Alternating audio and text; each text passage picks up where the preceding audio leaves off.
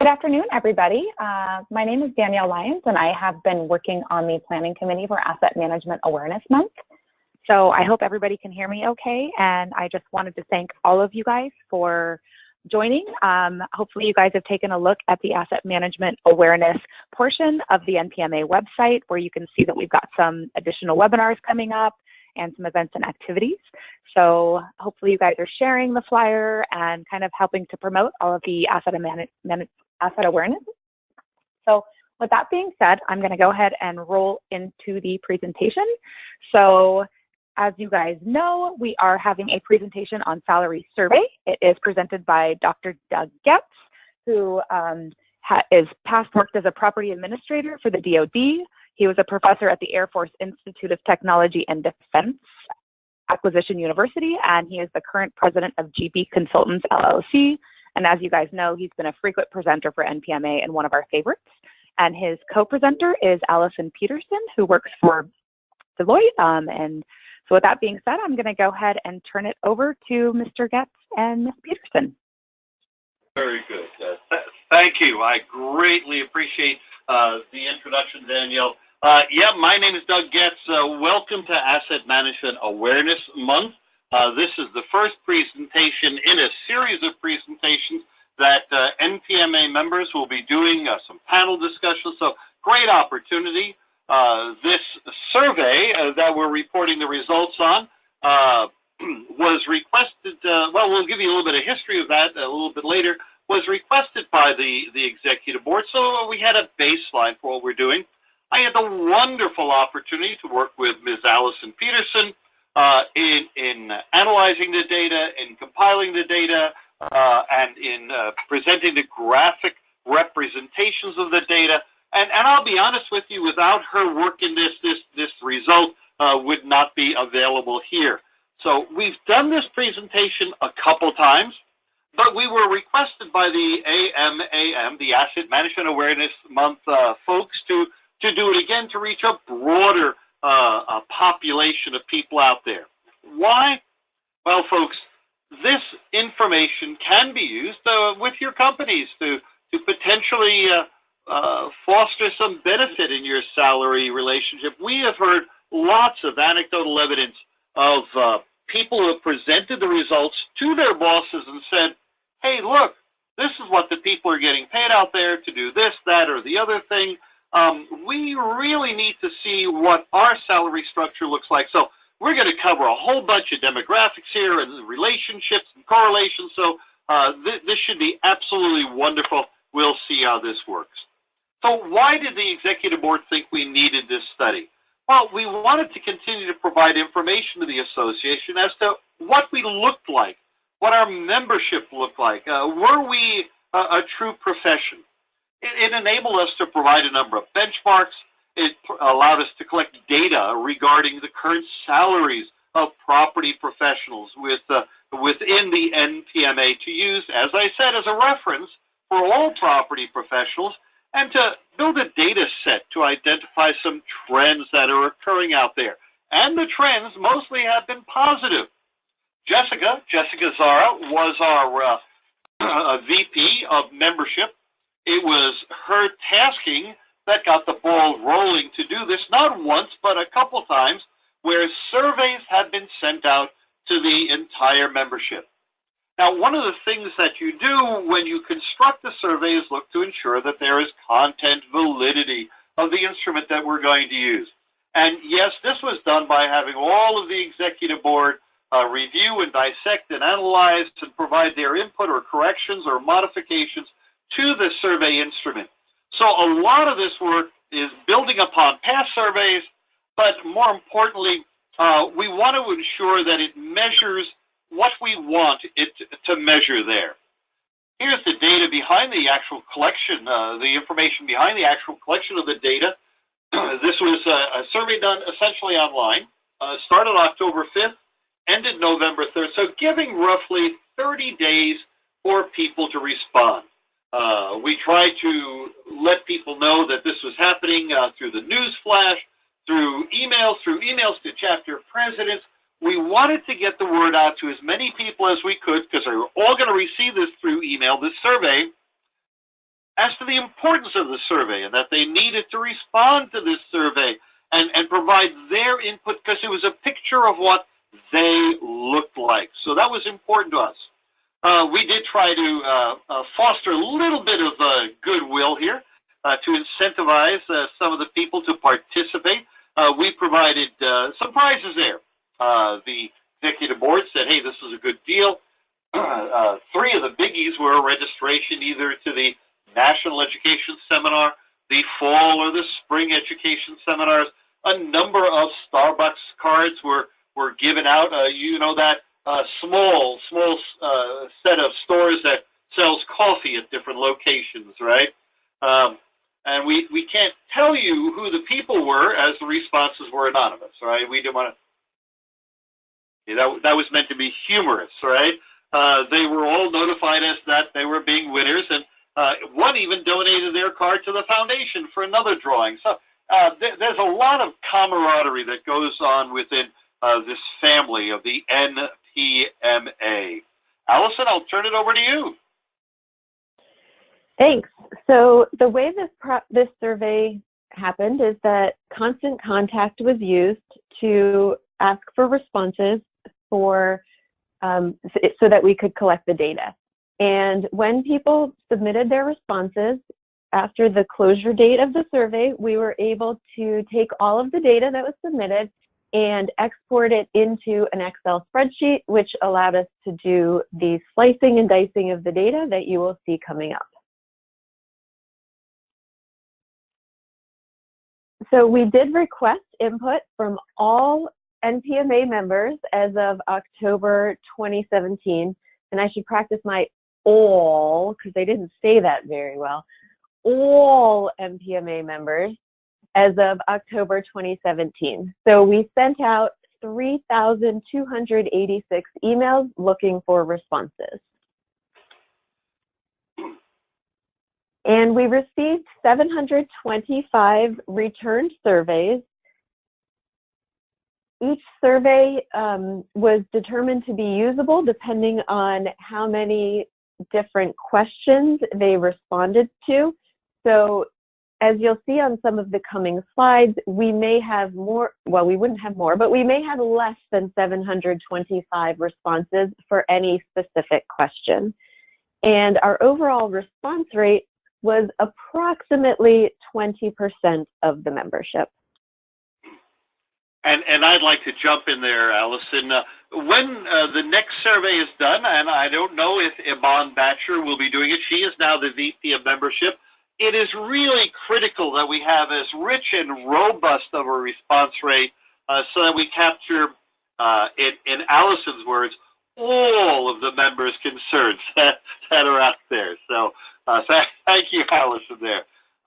One of the things that people worried about is, well, Doug, you know, we don't want this information getting out about my salary, the personal information, and no, that's not going to happen. All of those responses were and are anonymous and will not be released. Even the raw data, a very, very, very, very small group of people has any access to that with any identifying marks.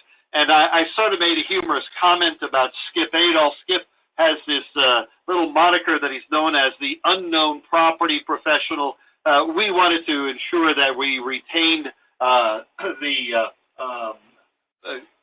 people's identity so that they did not in any way, shape, or form were identified out there. So what did we look at? Well, a whole bunch of different stuff if we're looking at characteristics.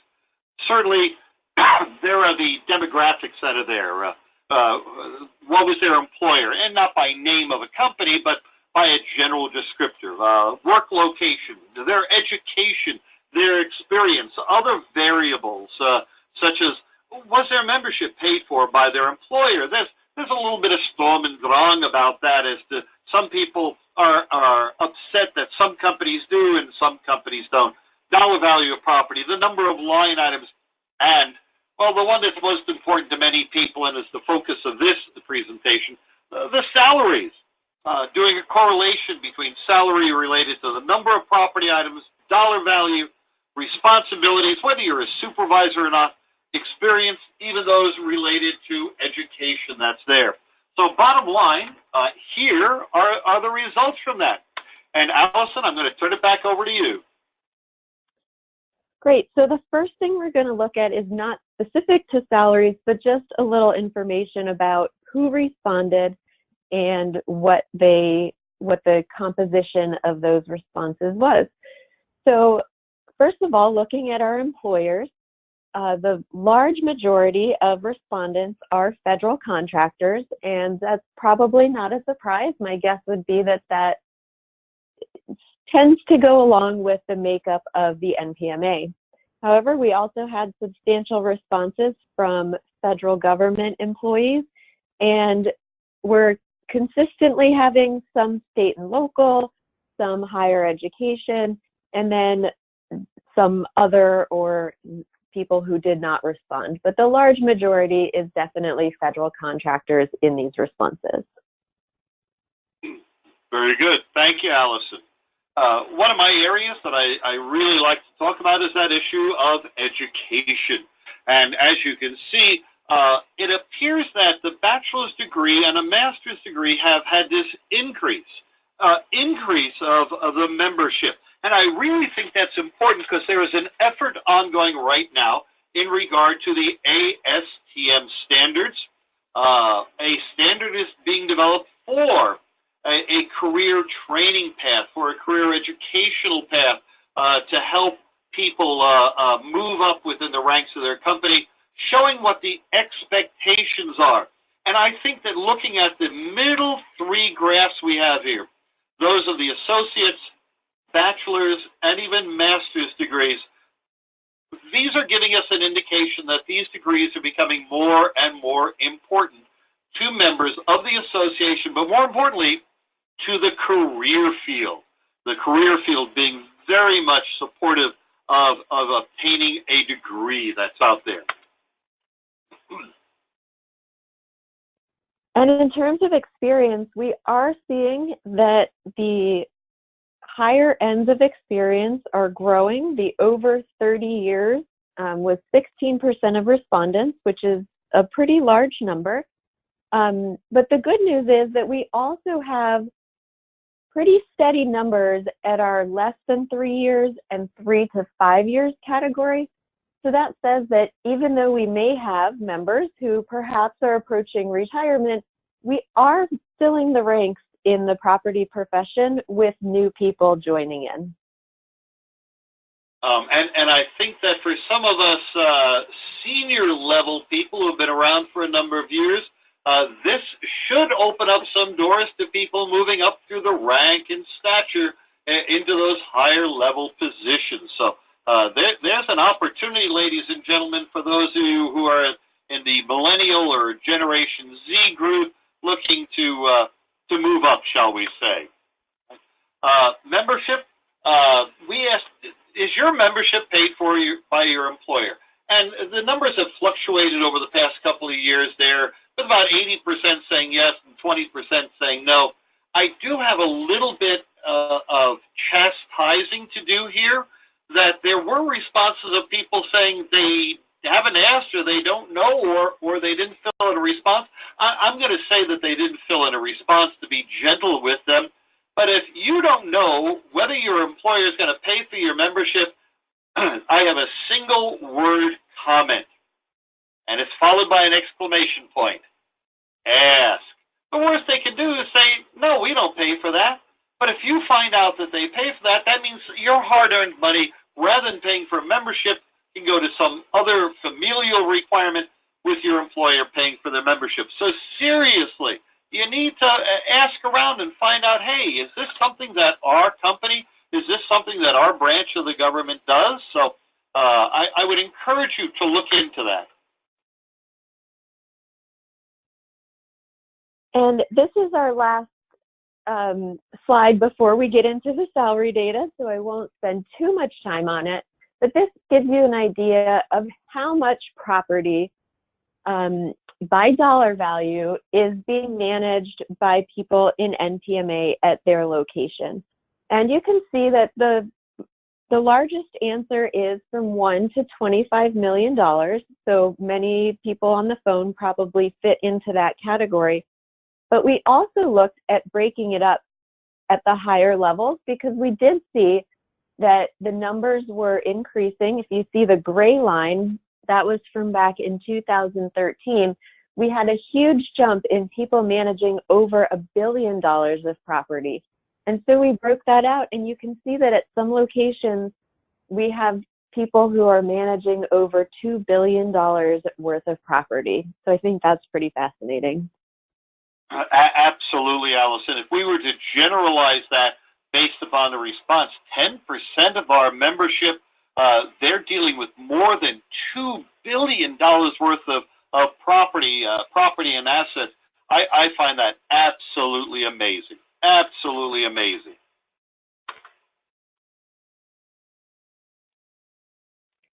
So now is the part that you really came to hear about salaries. So we have seen salaries throughout the ranges fluctuate a little, and you can see that on the left half of the chart, we have had slight decreases in the number or percentage of people who fall into each of those categories. And on the right-hand side of the chart, which is our higher salary ranges, we have seen increases in the number of people falling in each of those salary ranges. And so on average, what we have seen is an increase of over $5,000 since the 2015 salary survey. And that's resulting in an average salary reported here of $85,195. And Allison, I'd be really interested to know next time at the Spring Education Seminar or the National Education Seminar, who those people are that are making over $200,000, because I think they should be able to buy us a drink. Okay, no, I didn't expect an answer from you, Allison. Sorry, sounds good to me. Good. So, and this is one of those correlations that you would expect to see. There's some slight digression here in terms of the numbers. If we look at the salary based upon the number of property items, it would be an a priori belief that, look, the more stuff you manage, the higher your salary. So I don't know if we could have done any normalization between 50,000 and 500,000. I don't know why there was that uptick in the 50 to 100,000 line items going to the $99,000 range, while the over $500,000 range was only at $95,000. I don't know whether that's negligible. That's something that we don't need to be concerned or worried about. It might have just been the number of people working in that environment.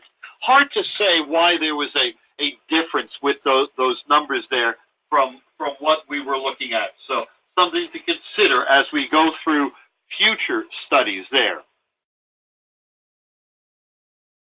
And similar to the last chart, in value, we see something very similar. We have generally the trend line would show that the higher the dollar value of the property you're managing, the higher the salary, but we do see a couple instances where that is just off by a little bit. And it's hard to know in this case if it has to do with additional responsibilities or some other reason. But the general trend line indicates that the more property you manage, the more money you're going to make. Absolutely. And I think with those numbers showing that increase with the more the value of that property there, those are looking to be pretty good numbers for a working professional in our career field. So if I was to compare them against some other related career fields, we're doing pretty good with what we do in the world of property and asset management. This one, again, is that a priori belief. Everybody should know that if you deal with only doing the work, your salary will be lower than the people who are writing policy at the very highest levels of the corporate. And here you see that clearly displayed. If you're one of the workers on the floor, yes, your salary is commensurate with that work and lower than somebody who's doing not only the work, but writing your policy and procedures and implementing instructions vis-a-vis maybe at the corporate or government level, people who are dealing with the policy, applying that on a recurring basis. So clearly the jumps in salary range, again, are good and indicative of what we are looking for, and that is to show that we are a value-added profession in our workplace there. And similarly, as you might expect, people who do not have supervisory responsibility are at the lower end of the pay scale, and that moves up if you have supervisory responsibility over one specific function. I guess it could be one or more functions. And then if you have supervisory responsibility over employees, you're at that highest level. And I wouldn't be surprised, Allison, that looking at today's economic environment, that those figures probably have topped 100,000 for the supervisory responsibility over employees and are right at the cusp there for supervisory responsibility over that specific function. It's just something that it feels that, looking at all the literature in various economic magazines, says this is the time where people are making more money and getting better jobs. So really interesting issue there, salary versus supervisory roles.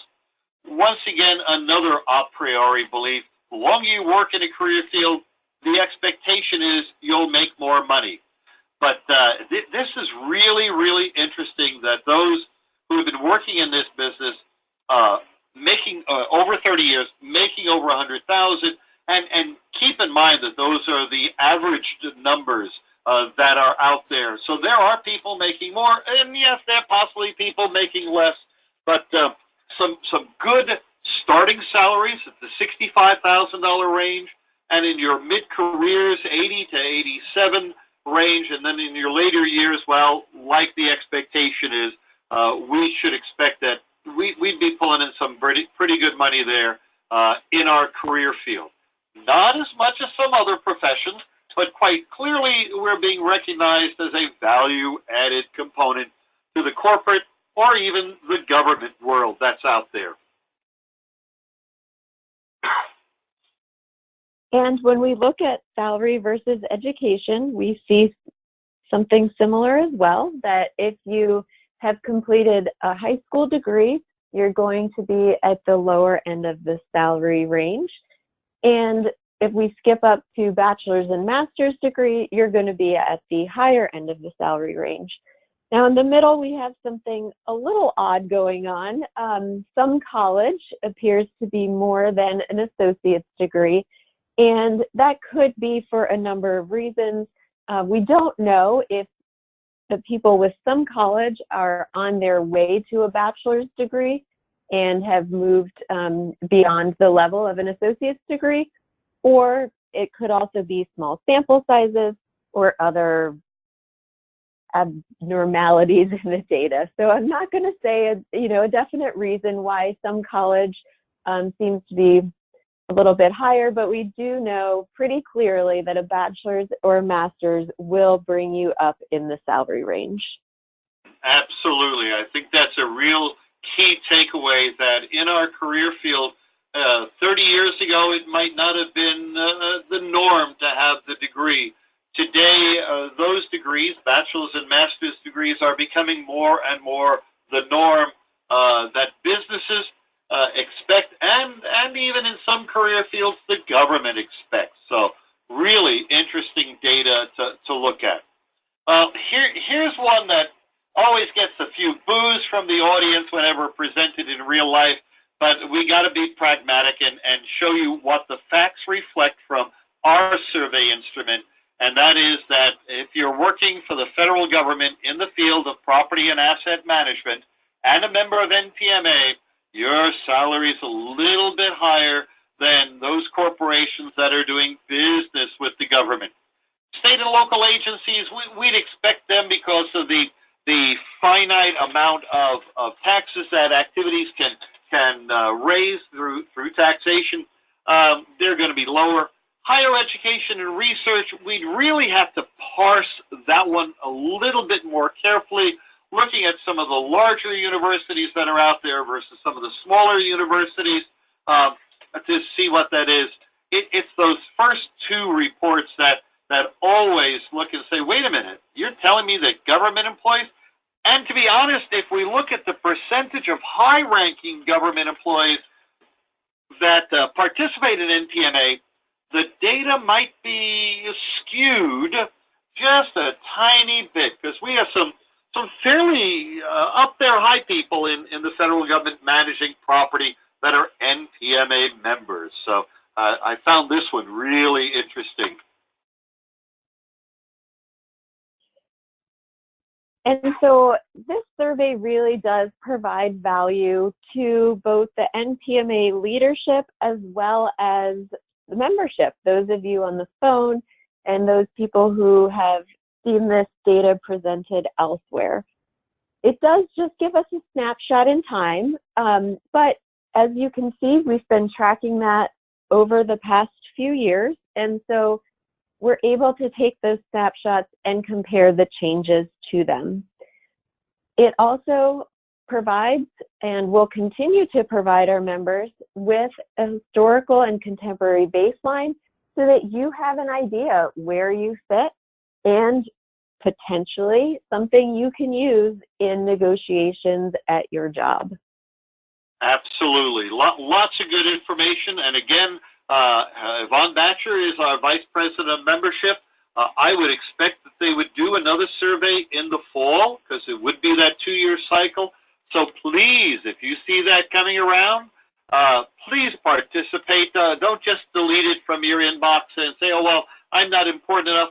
Every single respondent is really important. So we need to expand the scope of our survey, digging deeper into a variety of independent and dependent variables to see true correlations. We can slice and dice that data in so many different ways to try and learn more about us. What do we as a profession, what do we as a professional association look like? And that can help us with the needs of the association, also tailoring those things that can help us grow and mature within this wonderful, wonderful world that's out there. So bottom line, again, I would encourage you to thank Allison if you ever meet her in person or run across her in one of the seminars. She will be at the Spring Education Seminar in Denver, where we will be doing this again. My name's Doug. Many of you have come up and threatened me already, so I'm always glad to see friends and even enemies, right? So we appreciate you taking the time and effort. I do believe that there's time where we could try to take a few questions if we're able to do that. So I believe there's the chat button that's out there that's available, as well as possibly you could call those in if you're listening on phone.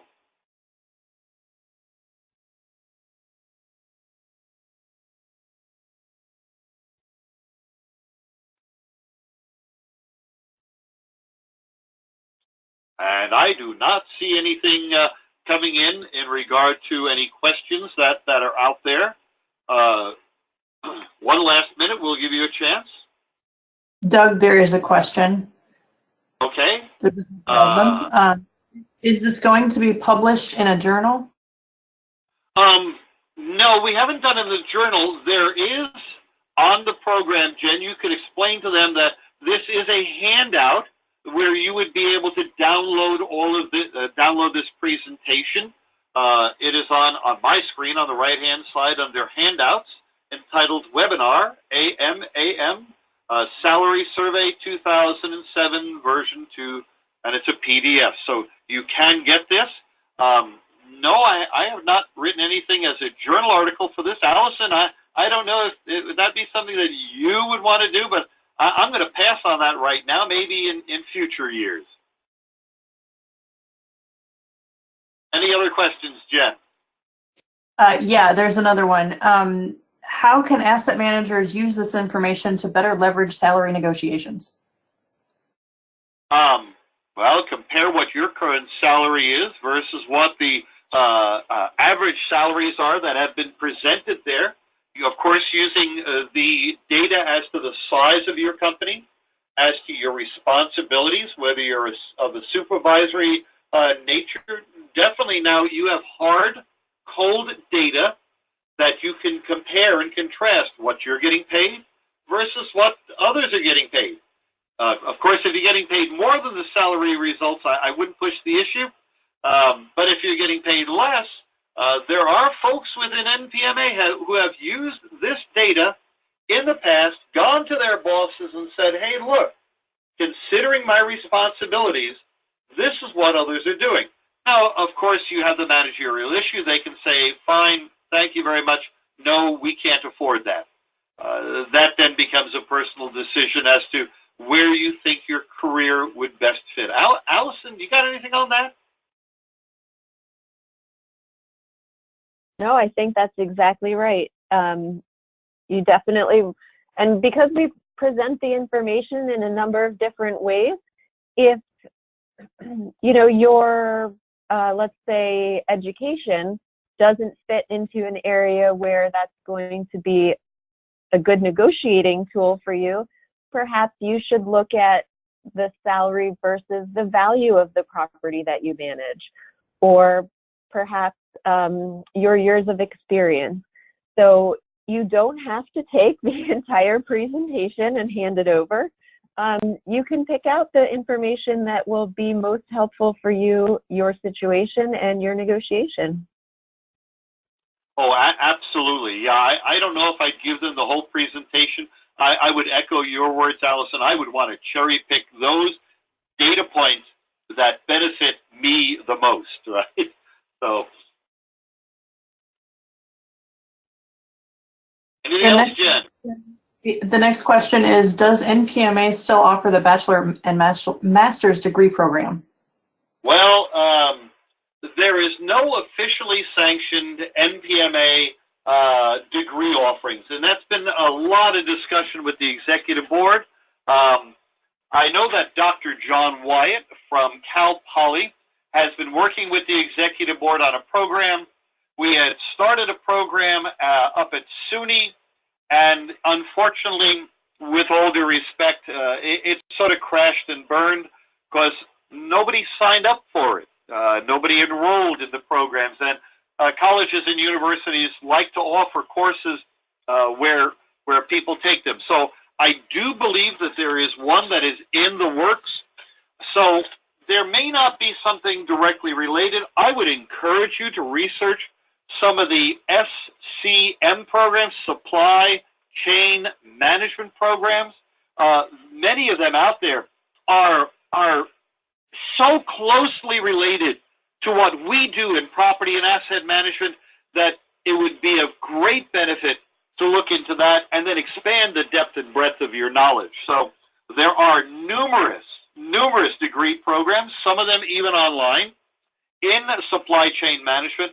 So I would heartily encourage you to look maybe one field over from us that could benefit you. Great question. So you sort of just answered this one, Doug, but I'll ask it anyways in case you've got anything to add. Are certain degrees better than others to further our knowledge on property administration? Well, quite clearly. It depends, in my opinion, and Allison can jump in here also. In my opinion, those that are most closely related to what we do.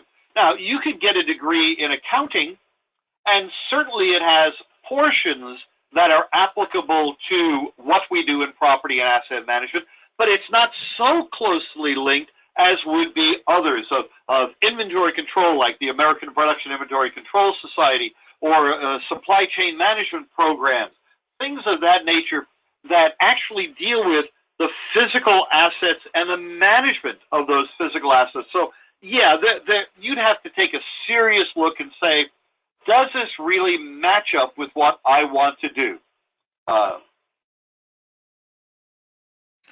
The next question is, can we also get salary based on certification level? Ooh, Yeah, I'm sure we could slice and dice that. I'd have to go back and look at the raw data. Allison, I don't remember. Did we ask the members for their certification levels?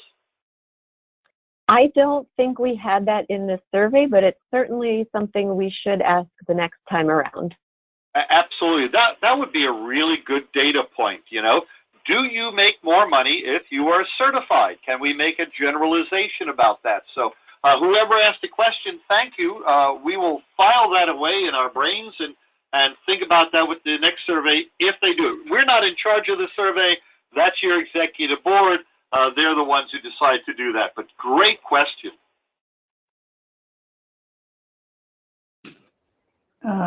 Just checking to make sure we don't have anything else. Not so much a question, but more of a comment. I would suggest understanding what your company would consider to be a level of risk associated with the value of the property you manage, much the same way the government associates a risk level based on property assigned to a contract. Interesting. Yes, that's a fine point. Take it under advisement.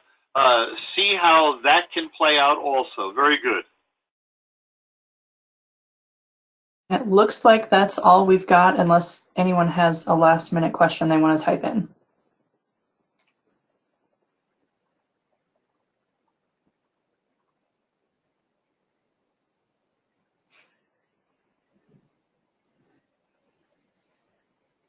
So we do have one quick question about CPPM qualifications, years of military experience.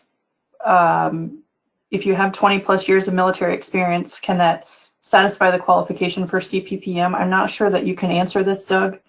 No, that you'd have to go to Kathy Seltzer, VP of Certification, and you'd have to pose that to her. And I fully will understand where you're coming from. Many of the folks in the military have dealt with property up close and personal, with the Army dealing with various supply corps issues there, Navy, Air Force, all of the services. And I understand you'd need to talk to the people because the certification process is undergoing enormous scrutiny right now, where NPMA, as you might have heard in past conferences, is looking to get an external body to accredit our certification process, which has been a major effort over the past, that I know about it, the past 6, 7, 8 years. So far be it for me to talk about certification. Kathy would yell at me. Looks like we've got one last question regarding CEUs for the webinar. If you are a member of NPMA and you attended this live, you will receive CEUs. Those that did not attend live that are listening to the recording, CEUs are not provided through the YouTube recording. Okay, very good. Well, on that note, Jen, thank you for doing the hosting there. Allison, thank you for co-presenting. Always a pleasure to work with Allison on any of these efforts. I'll see you out in Denver for the Spring Education Seminar. Jen, see you there. My name's Doug Getz. Glad to help out with this. Hope to see you folks soon. Thanks, Doug.